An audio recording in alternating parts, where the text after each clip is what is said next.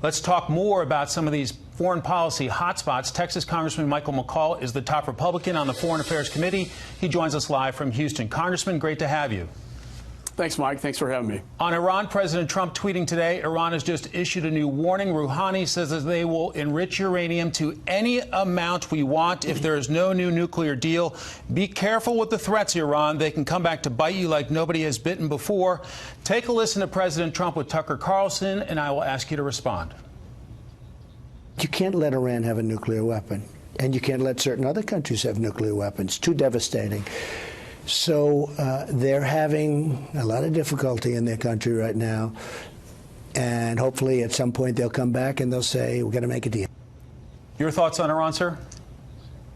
Well, I was in the White House with the president when we talked about options to respond to the UAV that was shot down by the Iranian missiles. It's a military asset of the United States shot down by Iran. And I must say that the president exercised great caution in trying to de-escalate this conflict, not escalate it. But one thing he made clear in the room was that he will not stand for nuclear Iran. And that is his red line.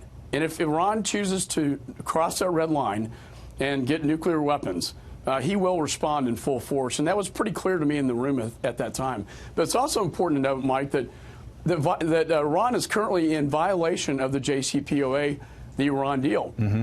And the European partners are responding, like Theresa May and the president of France, President Macron, saying that if Iran's going to violate the JCPOA, then we're prepared to get out of that deal as well. On North Korea, the president just had a historic visit into the DMZ. Your thoughts on the situation with North Korea right now, with some complaining that it may have been a photo op. Take a listen to this, and I will get you to respond. The Obama administration was begging for a meeting. They were begging for meetings constantly, and Chairman Kim would not meet with him. And for some reason, we have a certain chemistry or whatever. Now, let's see what happens. We have a long way to go. It's reality show foreign policy. He wants that photo op. He wants that little hit. If anyone thinks this doesn't hurt America in the short term, in the long run, they're sadly mistaken. I have no problem with him sitting down with Kim Jong-un in North Korea or any place else. But I don't want it simply to be a photo opportunity.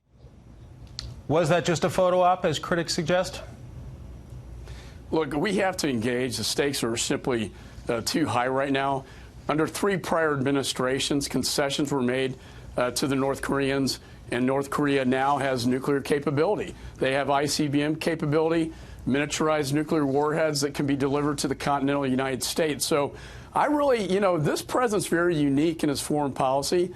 I think it's important we engage, but his unconventional approach, I think, is very interesting to me because it can break ice in other ways that have not been done before. And we've seen this time and time again in his negotiations that he's taken on, whether it be with Mexico, Canada, what he did with ISIS, and many other examples. And so I think we have to engage North Korea, and to do otherwise would be really a big mistake. As a leading member in the House dealing with some of these hotspots around the globe, is there one that you find most alarming at this stage? I think Iran's behavior and its provocation in the Straits of Hormuz and with its neighbors and with its land bridge or Shia crescent into Iraq, Syria, into Lebanon, where all the Hezbollah Shia militias are, and the Houthi rebels in Yemen, poses a real threat to the region and potentially the United States if Iran does get a nuclear weapon. Afghanistan, it's pretty clear President Trump would like to draw down. Do you think that peace talks with the Taliban could be successful? It's very difficult. I mean, the idea of negotiating with the Taliban in and of itself sounds a very big challenge. The government of Afghanistan and the Taliban are meeting with our U.S. partners to discuss in Dubai to discuss a peace process where we could see a withdrawal of troops. I think we have to do that. But these latest attacks you saw by the Taliban against civilians in Kabul show you how tenuous the situation is. And the thing I care about the most is that ISIS seems to be a bit on the rise in Afghanistan, and the Khorasan group talking about external operations to hit the United States. Congressman McCaul, the great state of Texas, thanks for your time.